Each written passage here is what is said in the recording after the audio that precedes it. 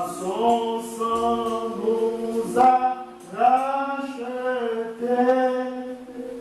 Sois gloire, gloire, gloire, louange à jamais à celui qui nous a lavés et nous attendait. À son sang nous a rachetés. Sois gloire, gloire, gloire. Je vous salue, bien-aimés, dans le précieux nom de Jésus-Christ, notre Seigneur et Sauveur. Celui qui nous a aimés le premier et qui a donc donné sa vie pour nous à ton contact. Nous chantons bien ce cœur, je l'aime parce qu'il est par le premier et il a donné sa vie pour moi à Golgotha. C'est vrai, si le Seigneur ne nous avait pas aimés, nous ne serions pas ici ce soir. Et vous savez que le sacrifice lui-même n'est que la manifestation de l'amour de Dieu. Et quand nous lisons le livre de Jean, le chapitre 3, nous voyons ces choses-là expliquées. Il a dit, car Dieu a tant aimé le monde qu'il a donné son Fils unique, afin que quiconque croit en lui ne périsse pas, mais qu'il ait la vie éternelle. Et je crois que le prophète a donné ce message quand l'amour s'élance. Vous voyez, alors la grâce de Dieu intervient. C'est vrai, l'amour de Dieu a été projeté, et alors la grâce de Dieu a été manifestée pour nous. Pourquoi nous parlons ainsi de l'amour de Dieu? Dans le livre de Jean, la Bible nous dit que sa plénitude, nous avons reçu grâce sur grâce. Alléluia, c'est vrai. Que le bon nom du Seigneur soit béni. Vous ferez chanter ce beau cœur. Alléluia. Alléluia, nos péchés sont pardonnés. Oui, c'est Jésus-Christ qui l'a accompli pour nous sur le bois du calvaire. Alléluia. En Ésaïe, la Bible nous dit, allez et dites au cœur de Jérusalem que ses péchés lui sont pardonnés. Son temps de servitude est fini. Alléluia. C'est bien de savoir ces choses. Qu'il y a quelqu'un qui nous a aimés alors que nous étions asservis au diable.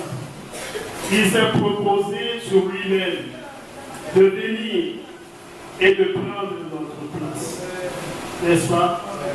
Afin que nous aussi, nous puissions hériter de sa grâce, de sa paix. De coupables que nous étions, il nous a rendus quoi? Libres. Et ça, c'est quelque chose de grand. C'est comme quelqu'un qui se trouve dans le couloir de la mort, alors qu'il n'a plus d'espoir. On lui dit, monsieur, vous êtes gracié. Alléluia. Vous devez sortir libre. Mais il sait en lui-même qu'il était sujet à la mort, qu'il n'y avait plus d'espoir pour lui. Et alors qu'il est sur le point d'être exécuté, on lui dit, monsieur, votre peine vous a été remise. Vous êtes libre. Alléluia. Oui, bien-aimé. Je ne crois pas qu'on pourrait décrire la joie de ce dernier. Combien de fois il va d'abord se réjouir dans sa cellule, et puis le voici qui sort, qui regarde le soleil, qui voit, vous voyez l'air, qui sent l'air, qui vient frapper son corps, il est tous les jours. Parce qu'il sait qu'il n'avait plus d'espoir. Et c'est ce que Jésus a fait pour nous. Nous étions tous des condamnés à mort. Nous étions tous destinés à l'enfer. Mais lui a dit non. Je viens pour les racheter. Et ça c'est bon. Que le bon nom du Seigneur soit béni. Nous sommes à la fin. Et comme nous le disons, nous sommes en partance pour le ciel. Le ciel n'est pas un conte de fées. Mais c'est une réalité. Comme le dit un frère, ce n'est pas le conte du Père, voilà pourquoi. C'est une réalité. Alléluia. Ce que l'œil n'a pas vu, ce qui ne peut monter au cœur d'un homme, c'est ce que le Seigneur a réservé pour nous. Paul a fait cette précision. Il dit c'est ce qui était réservé pour ceux qui l'aiment. Parce que si on dit pour nous, c'est un peu vague. Pour nous, là, c'est qui? Vous voyez? Quelqu'un qui n'a pas l'amour de Dieu, il dit que c'est pour lui aussi. Mais Paul dit, Dieu l'a réservé pour ceux qui l'aiment. Alléluia. Alors, lorsque vous avez l'amour de Dieu dans votre cœur, vous savez que ces choses sont pour vous. Mais si vous n'avez pas l'amour de Dieu dans votre cœur, vous savez que vous êtes étranger à ces choses. Alléluia. Nous allons lire dans le livre de Luc, au chapitre 21. Nous étions en train de parler de ce sujet-là. La dernière fois, le titre, je l'ai intitulé Maranatha. Alléluia. Notre Seigneur Jésus revient bientôt. Dans Matthieu, le chapitre 21, on peut déjà lire le verset 29. Il a dit ici, il a dit une comparaison. Voyez le figuier et tous les arbres. Dès qu'ils ont poussé, vous savez de vous-même en regardant que l'été est proche. De même, quand vous verrez ces choses arriver, sachez que le royaume de Dieu est proche. Je vous le dis en vérité, cette génération ne passera point que tout cela n'arrive. Le ciel et la terre passeront, mais les paroles ne passeront point. Nous savons que dans cette image que le Seigneur donne, il parle du peuple d'Israël. Vous savez que le peuple d'Israël a été symbolisé dans les prophéties comme étant le figuier. Et à ce titre, le prophète disait, si quelqu'un veut connaître le temps qu'il fait, il le regarde à sa montre. S'il veut savoir le jour où il vit, c'est-à-dire son jour, le jour de la semaine, il regarde au calendrier. Mais si nous voulons connaître le temps dans lequel nous nous trouvons, nous regardons à Israël. Parce qu'Israël est pour nous l'horloge. Alléluia. Vous savez que lorsque l'apôtre Paul parlait de la grâce que les nations ont reçue, il a mis cette grâce-là en comparaison avec quoi? Le peuple d'Israël. Il a dit aux nations dans le livre de Romains, au chapitre 11, il dit ceci, vous ne devez pas avoir en vous-même une haute estime de vous-même. Pourquoi? Parce que vous, hommes des nations, vous êtes symbolisés par l'olivier sauvage. Et Israël, c'est l'olivier franc. Vous avez été simplement greffés.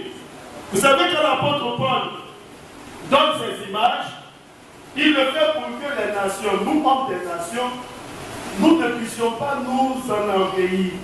Il ne faudrait pas que l'orgueil vienne saisir quelqu'un. Non. C'est pour que nous réalisons ce que nous étions. Et à cela, le livre d'Éphésiens dit que nous étions sans droit de cité à Israël. Nous étions étrangers aux promesses des alliances. Mais le Seigneur a détruit ce mur de séparation. Et la Bible nous dit que Dieu en a fait un seul peuple. Alléluia. Et c'est cela nous intéresse. Quand nous réalisons ce que nous étions, alors nous ne pouvions que rendre gloire à Dieu. La Bible dit, nous qui étions loin, vous voyez, nous étions loin. Nous étions loin et il nous a rapprochés. Amen. Alléluia. Oui, bien aimé. C'est pourquoi lorsqu'on trouve un frère, on trouve une sœur qui pense qu'il est quelque chose, cela est tout simplement pitoyable. Il n'est rien. Alléluia. Nous ne sommes rien. Et ça, c'est ce que la Bible nous enseigne. Quand il y a quelqu'un qui commence à dire moi, moi et moi, alors il montre qu'il n'a rien compris. Parce que c'est le Seigneur qui est tout en tous. Alléluia. Aucun nom n'est quelque chose. Alléluia. C'est cela. Dans le domaine de la foi, il n'y a que la gloire qui revient au Seigneur.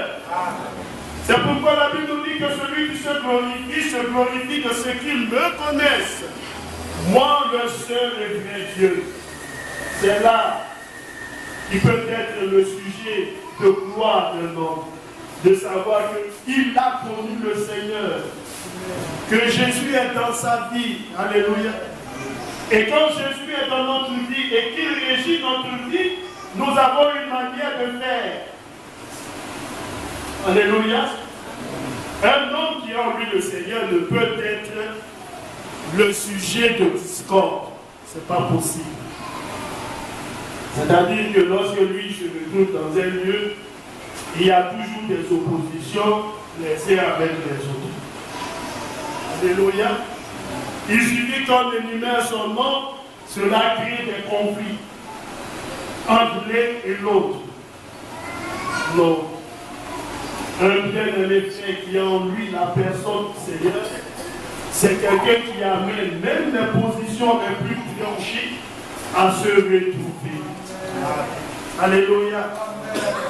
C'est pourquoi nous disons ceci, que nos bien-aimés frères ne doivent pas avoir des partis pris.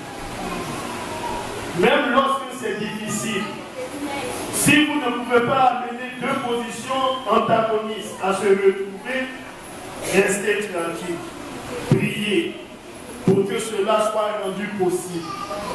Mais ne venez pas ajouter au désagrément déjà installé, de sorte à fortifier les positions tranchées. Ce n'est pas ainsi que le Seigneur nous éduque dans la foi.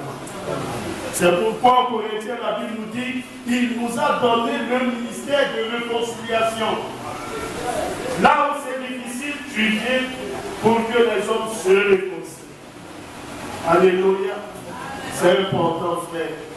Quand nous marchons ici, alors nous marchons dans la paix et nous marchons dans la crainte du Seigneur. Alors le Seigneur parle du figuier qui est Israël. Il dit, regardez le figuier et tous les autres arbres. Lorsque vous voyez les bourgeons qui poussent et autres, les branches tendres, vous savez que l'été est proche. Alléluia. Et lorsqu'il continue, il dit, je vous dis que cette génération ne passera point, que toutes ces choses-là ne s'accomplissent. Bien-aimés, aujourd'hui, nous sommes un peuple privilégié. Parce que non seulement c'est vrai que nous sommes parvenus au temps de la fête, mais nous voyons ces événements annoncés par le Seigneur qui s'accomplissent sous nos yeux. Israël, tout le conflit au Proche-Orient, la haine que suscite le peuple d'Israël au milieu des nations. Quand on parle du peuple d'Israël, on dit le petit Satan. Quand on parle des États-Unis d'Amérique, on dit c'est le grand Satan. C'est lui qui défend le peuple d'Israël. C'est lui qui encourage Israël dans sa manière de faire. Et c'est même quelque chose de totalement incompréhensible quand nous voyons des hommes qui disent j'aime le Seigneur, aimer le Seigneur, prendre des positions tout à fait en défaveur du peuple d'Israël. Des hommes qui n'ont plus égard même aux prophéties bibliques. Qui n'ont plus égard aux prophéties bibliques. On prend des décisions. Pourquoi? Parce que c'est ainsi que les choses doivent aller. Mais vous savez, quand on parle des organisations internationales, que ce soit l'ONU, et ainsi de suite, nous devons savoir ce que dit le livre de 1 Jean, le chapitre 5. Le monde entier gît sous la puissance du diable. C'est une réalité, frère. Les hommes s'asseoiront, ils réfléchiront, ils prendront des décisions qui iront à l'encontre de la parole de Dieu. Parce que ça doit être ainsi. C'est le diable qui dirige tout le système. Sans exception, frère. C'est pourquoi vous pouvez voir des hommes qui se lèvent et qui légalisent le mariage homosexuel sans avoir un murmure, vous voyez, quelque chose qui les amène à tiquer. On dit c'est un fait normal, il faut accepter les choix de l'autre. Et on accepte cela, on avance. Alléluia. Mais c'est ainsi que le diable, lui, il installe son Éden à lui. Parce que dans l'Éden de Dieu, ces choses-là n'étaient pas possibles. C'est pourquoi, lorsque le péché est manifesté, le Seigneur met l'ordre dehors. Mais dans l'Éden de Satan, on dit tout est beau, tout est rose, tu fais comme tu veux. Et puis on dit la vie est belle. Alléluia. Oui, bien aimé. Alors nous voyons le peuple d'Israël, les événements qui se déroulent au Proche-Orient. Comme le disait un frère, aussi longtemps qu'il n'y aura pas de paix dans cette partie du monde, les nations seront tombées. Alléluia. C'est vrai. Et à partir de là, les positions sont. On sait qui est allié avec qui n'est pas allié avec qui. Mais seul le Seigneur a le dernier mot. Alléluia. C'est ce qui nous réconforte. Et le Seigneur dit, je vous dis, le ciel et la terre passeront, mais mes paroles ne passeront point. Israël. Vous savez, quand Dieu fait des choses, nous les hommes, nous sommes là, nous apprécions, et puis on le comprend. Pourquoi les Juifs, dans quelque nation que ce soit, ne se sentent plus en sécurité? Oui, bien aimé. Lorsque les événements se sont produits en France, ils ont dit, mais non, ça, on ne peut plus continuer à vivre ces choses-là, il faut qu'on retourne chez nous. Alléluia. Oui, bien aimé. Parce que dans la prophétie biblique, le peuple d'Israël doit retourner dans sa patrie. Alléluia. Et le Seigneur a dit, moi qui ai dispersé Israël, c'est aussi moi qui le rassemblera. Ces choses-là vont se produire. Alléluia. Dieu fait des choses que souvent, ou il permet des choses que souvent, nous les hommes, nous ne comprenons pas. Alléluia. Oui, bien aimé. Mais ces choses-là se manifestent sous nos yeux, pas pour que nous puissions dire, non, bon, la radio a dit ceci, la radio a dit cela. C'est pour que nous sachions que le retour du Seigneur est une réalité, que le Seigneur est proche, que nous vivons les derniers moments de la foi, que du jour au lendemain, Jésus peut revenir. Alléluia. Et ça, c'est une réalité. Vous savez, Hébreu nous dit encore un peu de temps.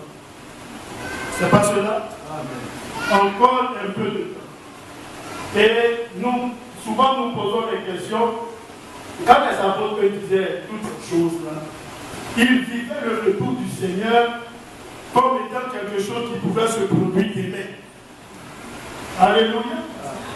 C'est-à-dire, dès demain, je peux revenir. Et c'est ce qui les a amenés à être en éveil.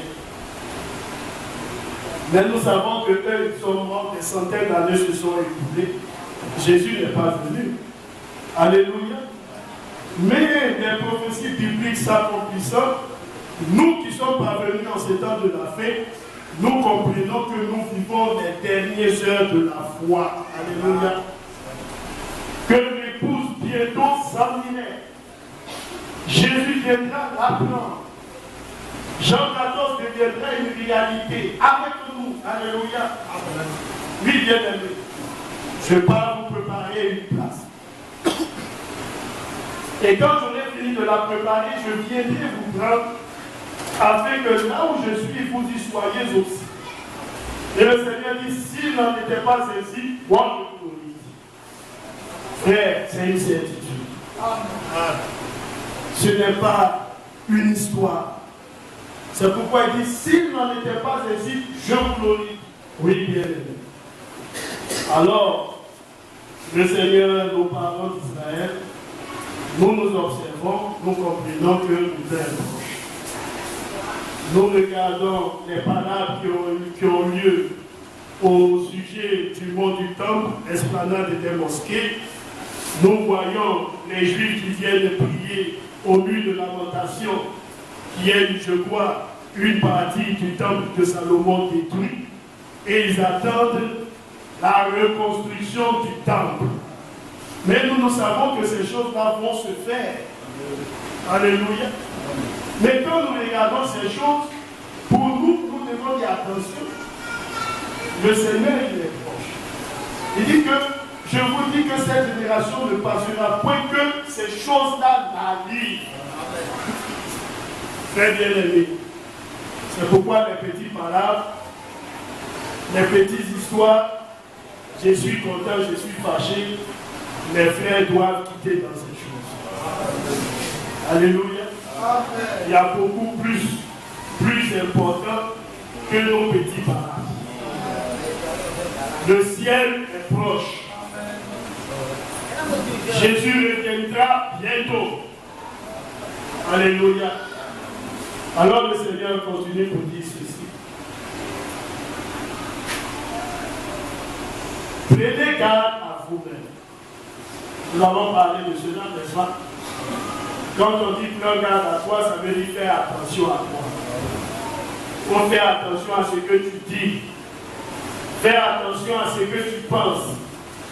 Faire attention aux actes que tu poses. Alors tu prends garde à toi-même. Ce n'est pas, comme je l'ai dit la fois passée, il faut prendre garde à ton frère. C'est tout ce qui est écrit ici. Hein? Le Seigneur met chacun devant sa responsabilité. Il ne faut pas attendre à ce que tous les jours, ce sont les autres qui viennent te dire ce que tu dois faire. Non. Tu dois être conscient toi-même pour savoir ce que tu dois faire pour ta foi. Il ne faut pas donner le sentiment aux hommes qu'ils sont tes gardiens. Non. Jésus est ton gardien. Lui te donne les directives et toi tu es accompli. C'est pourquoi il dit prenez garde à vous-même. Alléluia. Toi-même, il faut être conscient de ta vie. Il faut être conscient de ta présence dans la maison de Dieu.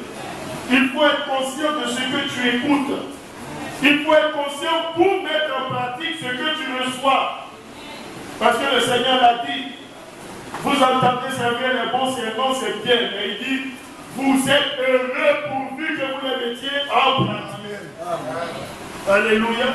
Sinon, le fait de savoir les mystères, toutes ces choses grandes, c'est bon. Mais si vous ne mettez pas en pratique, ça ne vous enverra pas au ciel. Non, bien aimé. Paul, dans l'amour, dit, lorsque j'aurai la science de tous les mystères, si je n'ai pas l'amour, alors ça ne sert à rien. Alléluia. Prenez quelqu'un qui peut décortiquer tous les mystères, c'est bien fait. Mais si avec cela, il ne met pas ces choses en pratique, il aura les mystères, mais il n'a pas aussi. Alléluia. Oui, bien aimé. La connaissance que Dieu nous donne doit nous amener à l'obéissance. Mais la connaissance que Dieu nous donne ne doit pas nous amener à taper la poitrine et à dire moi aussi je connais. Toi aussi tu connais, mais tu n'es pas en pratique. Alléluia. Oui, bien aimé. Paul dit, ça ne sert à rien. Amen. Alléluia. Ce qui est utile, c'est la connaissance et l'obéissance. C'est pourquoi l'obéissance et vous voyez la foi vont toujours ensemble. Vous ne pouvez pas parler de la foi sans obéissance. Non, bien aimé. Si vous avez la foi, vous devez obéir. C'est pourquoi Paul, disant, parlant de son ministère, dit que Dieu l'a établi dans le ministère pour amener les païens à quoi? À l'obéissance de la foi. Ça va ensemble, frère. Et ces choses-là, les bien-aimés doivent les garder dans leur cœur. Alléluia. Oui, bien-aimés. Alors, il dit ceci toujours. Prenez garde à vous-même de prier que vos cœurs ne s'appesantissent par les excès du manger et du boire. Et vous savez que quelque part dans les Écritures, la Bible nous dit mangeons et buvons car demain nous mourrons. Dans le livre de l'Hébreu, il est dit il est bon que le cœur soit affermi par la grâce et non les aliments, qui n'ont point profité à ceux qui s'y sont attachés. Quand le Seigneur parle du manger et du boire, il le dit en relation avec les choses de la terre. Mais il y a plus que avoir une jolie maison. Amen. Il y a plus que avoir une belle maison. Il y a plus qu'avoir une belle femme. Il y a plus que toutes ces choses, frère. Le ciel est quelque chose de plus élevé que les biens de la terre. Alléluia. Maintenant, quand nous le disons, nous ne disons pas que les biens de la terre sont mauvais. Les frères doivent travailler pour les avoir. Mais il ne faut pas perdre de vue le ciel. Alléluia. Parce que quelquefois, les hommes sont tellement préoccupés par les choses de la terre qu'ils oublient même l'essentiel. Alléluia. Comment expliquer que non? Vous voyez, comme disait un frère, il dit voici une soeur qui dit elle n'a pas d'enfant. Que Dieu lui donne les enfants. Quand Dieu lui a donné l'enfant, c'est son enfant là qui l'empêche de venir à l'église. Donc à la fin, la soeur veut dire quoi au Seigneur? Quand je n'avais pas d'enfant, là j'étais réduit. Au moins là je venais pour ta bouche. Mais maintenant que j'ai les enfants que tu m'as donnés là, c'est eux qui font que je ne peux pas venir. C'est-à-dire les enfants prennent tellement son temps qu'elle ne peut pas être présente. Mais quand on regarde, ça n'a pas de sens. Alléluia. Parce que même avec les enfants, tu continues toujours d'adorer le Seigneur. Alléluia. Voici quelqu'un qui n'avait pas de travail, il était régulier dans la maison de Dieu. Ah oui, c'était le frère fervent de la prière. Quand vous le voyez, là, il avait une vie de prière vraiment intense. Il était tout le temps là, au rendez-vous du Seigneur. Mais quand Dieu lui a ouvert la porte du travail, c'est là maintenant il se rend compte que ah non, mais vraiment, quand je reviens là, mon corps, je suis cassé. Il est cassé, mais le lendemain, il va au travail. Vous voyez? Ce sont des choses qui n'ont pas de sens. C'est comme si tu disais au Seigneur, il faut m'enlever le travail là pour que je puisse encore avoir le temps. Non, bien. Alléluia. Il faut ne pas perdre de vue l'essentiel. L'essentiel, c'est le ciel. Les choses de la terre, ça passe. Vous voyez, la Bible dit que ces choses-là sont éphémères. C'est ce que la Bible nous enseigne. Ce qui est invisible, c'est ce qui est éternel. Alléluia. Oui, bien aimé. Quand nous comprenons ces choses-là, nous sommes heureux. Alléluia. Oui, bien aimé.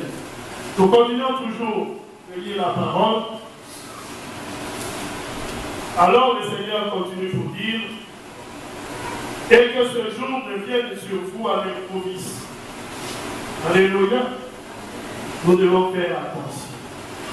Parce que, à force de nous complaire dans des situations, nous risquons à la fin d'être surpris. Alléluia. Vous savez, le prophète disait, au jugement du trône, le débauché ne sera pas étonné de sa sentence. L'adultère ne sera pas étonné. Le voleur, il ne sera pas étonné. L'escroc ne sera pas étonné. Mais c'est celui-là qui aura pris le nom de Christ, qui aura fait semblant d'être incroyant. C'est lui qui sera étonné.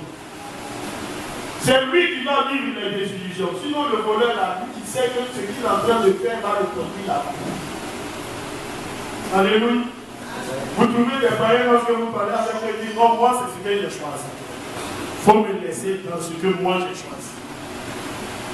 Ça c'est bon. Toi tu as choisi pour toi pour faire pour toi. Alléluia. Vous trouvez des païens qui le disent.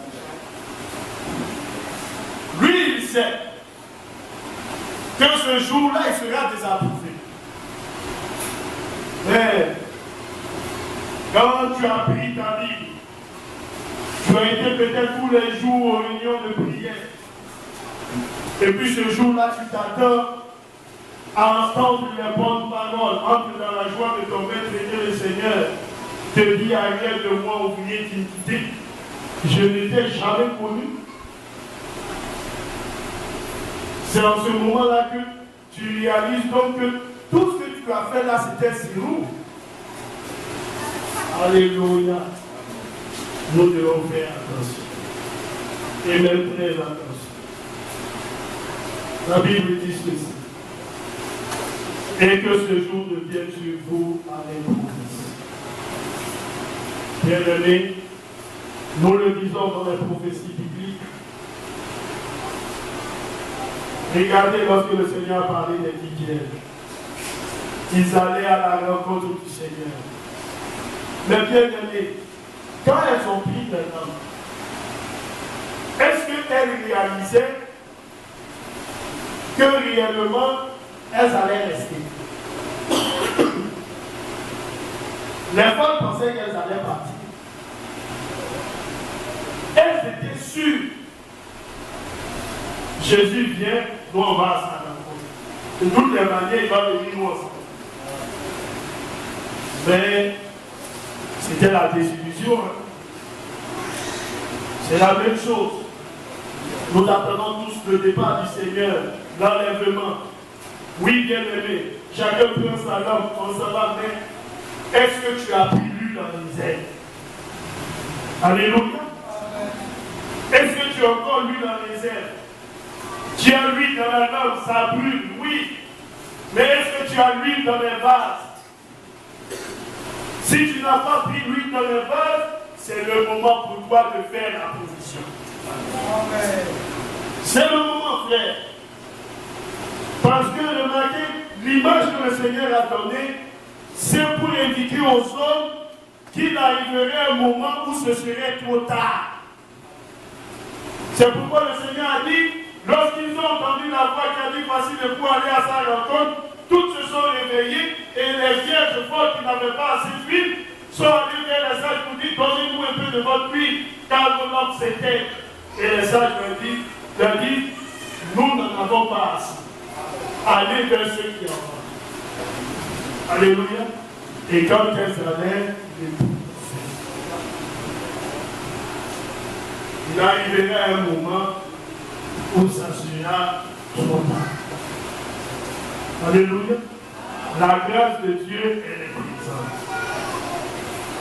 Mais quand aussi on marche, vous voyez, en jouant avec cette grâce de Dieu, en la prenant à la légère, à la fin, on risque d'être surpris.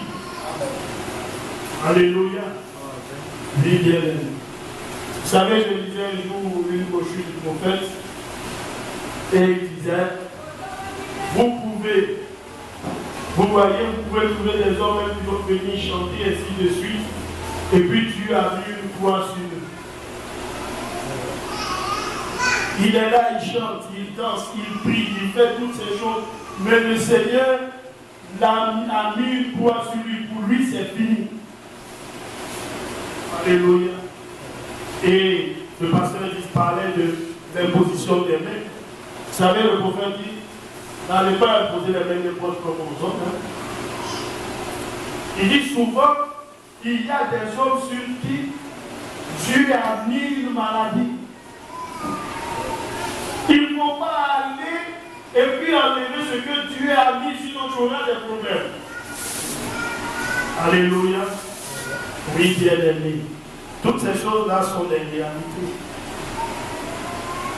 Le croyant, il est sage et il est intelligent. J'écoutais un jour un serviteur de Dieu qui disait ceci. Il a vu une sœur.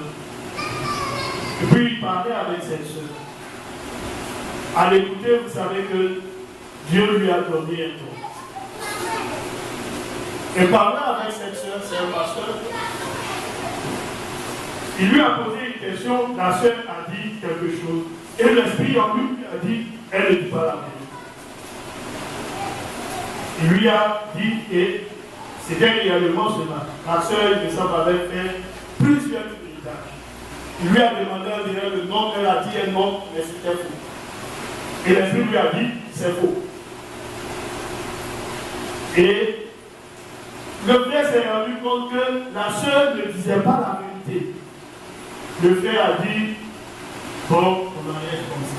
C'est bon. Il a pu continuer. Vous savez pourquoi? Parce qu'elle n'était pas sincère. Soit elle voulait recevoir quelque chose, mais elle n'était pas prête à se vider. Et lui, ayant reçu cela de la part du Seigneur, n'était pas aussi prêt à aller plus loin. Il ne faut pas aller s'hasarder sur des chemins que tu ne maîtrises pas. Alléluia. C'est très important. Alléluia. Même dans les réunions de prière du prophète, il dit, si vous assistez aux réunions de prière, vous allez voir sur le visage des hommes, quand le don est manifesté et que le diable est dévoilé par le don du discernement, il dit même le visage des hommes change. Alléluia. L'esprit en lui fait que même son aspect change. Parce que le diable sait qu'il est dévoilé. Alléluia. Oui, bien aimé. Oh, notre Seigneur est vrai. Nous continuons toujours Luc le chapitre 21. Car il viendra comme un filet sur tous ceux qui habitent sur la surface de toute la terre. Bien-aimés, les hommes pensent, ils disent, ils font ce qu'ils veulent. Ils essayent même de faire tout le garde-fou afin d'éviter les jours mauvais qui arriveront.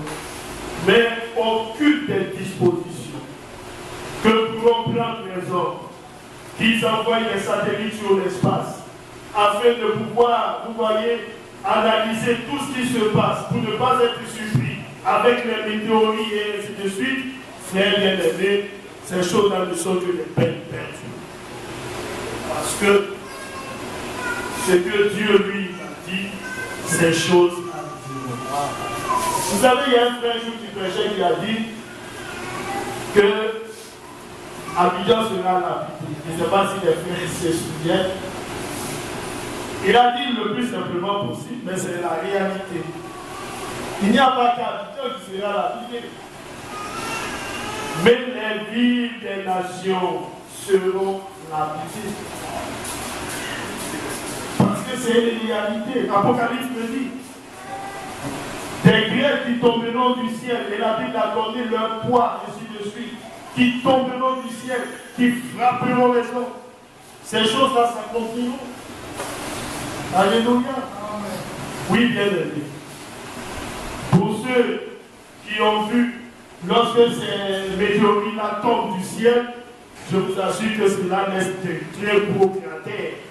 Quand vous voyez l'impact où cela est tombé, vous voyez un gros trou. Oui, bien aimé. Il y a des choses terribles qui arriveront. Regardez les poissons qui évoluent dans l'océan. Quand on lance le filet sur eux, ils sont surpris, ils sont pris. Et le Seigneur dit, c'est comme cela que les choses vont se passer. N'est-ce pas, frère? Alléluia. Il dit, car il viendra comme un filet sur tous ceux qui habitent sur la surface de toute la terre. C'est pourquoi nous disons, du jour de l'Éternel, c'est un jour blanc et c'est un jour terrible. Aucun homme, frère, ne doit accepter, même votre ennemi, vous ne pouvez pas souhaiter que cela lui arrive. Parce que ce serait quelque chose d'atroce et de difficile. Frère, avez-vous déjà vu quelqu'un, vous voyez même les hommes, c'est difficile lorsque quelqu'un, soit il est si malade dans le désarroi, c'est en ce moment-là, lorsqu'il fait, il ne voit pas de solution, c'est en ce moment-là qu'il soigne la mort. N'est-ce pas? La Bible nous dit les hommes souhaiteront même mourir, mais la mort dira, je ne demeure pas. Alléluia. C'est difficile. Mais ce sont des choses qui arrivent. Veillez donc et priez en tout. Ça, c'est la disposition que donne le Seigneur aux croyants. Quand il finit de parler de toutes ces choses-là, il dit, il faut veiller. Veillez donc et priez. Il ne faut pas aller chez un frère. Et puis, lorsque vous vous asseyez, c'est de parler d'un frère ou d'une autre soeur. Les temps sont tellement mauvais que la seule consigne que Dieu nous a donnée, il faut veiller, il faut prier. Alléluia. C'est pas il faut aller critiquer ton frère. Il faut aller critiquer ta soeur. Vous savez, l'homme lui-même, il a l'art de trouver les failles dans la vie de l'autre. Mais pour lui-même, il est de moi. C'est pourquoi on dit, lors d'un match de football, vous voyez le nombre de téléspectateurs dans le stade. Et là, ils constituent tous des entraîneurs. Quand le joueur sur le cercle a le ballon, il dit, oh, mais mets à gauche, tire à gauche. Mais le joueur même qui est sur le terrain, là, sa vision, là, elle est réduite. Mais lui qui est dans le terrain, c'est lui qui voit qu'il aurait dû tirer à gauche, il aurait dû tirer à droite. Il y a son partenaire qui est libre là, ainsi de suite. Il vient de lui. Et c'est comme ça aussi. Il faut que chaque croyant se préoccupe de lui-même. Pourquoi ne pas dire à son frère, frère, moi-même là, j'ai des difficultés. Ma faiblesse, c'est ça. Il faut m'aider dans la prière. Mais pourquoi aller s'asseoir? Toi-même, tu as des faiblesses, tu ne parles jamais de tes faiblesses, mais ce sont les faiblesses des autres. Amen. Jésus a dit, pour être sincère dans la foi, la poutre qui est dans ton œil, il faut l'enlever. Vous savez, poutre là, c'est quoi? On dit poutre là, c'est un gros poids. La sincérité dans la foi veut que, aussi longtemps que tu n'as pas pu enlever la poutre qui est dans ton œil, ça veut dire que normalement tu ne dois pas voir la paille qui est dans l'œil de l'autre. Mais quand tu n'es pas sincère envers toi-même, toi tu fais fi de ta poutre. Ta poutre là, ça doit être ta préoccupation. Aussi longtemps que cela n'est pas enlevé de tes yeux, tu dois te mettre à genoux, dire Seigneur, aie pitié de moi, délivre-moi. Et puis maintenant, quand Jésus t'a délivré, Maintenant, tu peux dire à ton frère, mais bien aimé, ce que tu fais là, c'est pas bien, il faut arrêter. Là, tu es sincère avec toi. Alléluia. C'est ce que le Seigneur dit. Toi, tu juges autrui, tu ne te juges pas toi. Tu juges et tu fais les mêmes choses. Il dit, tu es donc inexcusable. Alléluia. La sincérité dans la foi vous amène à vous préoccuper de vous-même. Quand le Seigneur vous délivre, alors maintenant vous pouvez venir en aide à votre frère qui est dans une position difficile. Non, aujourd'hui, ce n'est pas ça. Le frère, lui, il fait vie de sa situation et c'est toujours lui qui parle des autres. Quand le frère n'est pas dit, il ne mène pas une bonne vie. Il mène une vie mauvaise, ceci, cela. Mais lui-même ne parle jamais de vie. On n'évolue pas comme ça dans le Seigneur. Alléluia. Alors le Seigneur nous dit, veillez donc et priez en tout temps, afin que vous ayez la force d'échapper à toutes ces choses qui arriveront et de paraître debout devant le Fils de l'homme. Quand Jésus viendra, est-ce que tu seras debout? Alléluia. C'est debout dans la foi. Pas couché. Quand quelqu'un est couché, c'est le signe de quelqu'un qui est en faiblesse. Mais quand tu es debout, alors tu n'as rien à te toucher. Tu es debout. Alléluia. Et le Seigneur continue pour dire au verset 37, pendant le jour, Jésus enseignait dans le temple et il allait passer la nuit à la montagne appelée montagne des Oliviers. Et tout le peuple, dès le matin, se rendait vers lui dans le temple pour l'écouter. Alléluia. Est-ce que les bien-aimés comprennent l'importance qu'il y a de venir dans la présence de Dieu et d'écouter la bonne et précieuse parole du Seigneur? C'est là où le Seigneur nous donne l'instruction pour nous préparer. Ça ne sera jamais dans notre maison, mais ce serait toujours dans sa maison. C'est pourquoi nous disons dans le livre d'Apocalypse, comme Jean l'a dit, celui qui écoute est béni, et celui qui parle, c'est le prédicateur. C'est lui qui vit la parole. Et ceux qui écoutent, c'est pourquoi dans l'Apocalypse, il n'est pas dit ceux qui lisent et ceux qui écoutent. Non, on dit celui qui lit et ceux qui écoutent. Alors, ils sont bénis l'un et l'autre. Que le nom du Seigneur soit béni.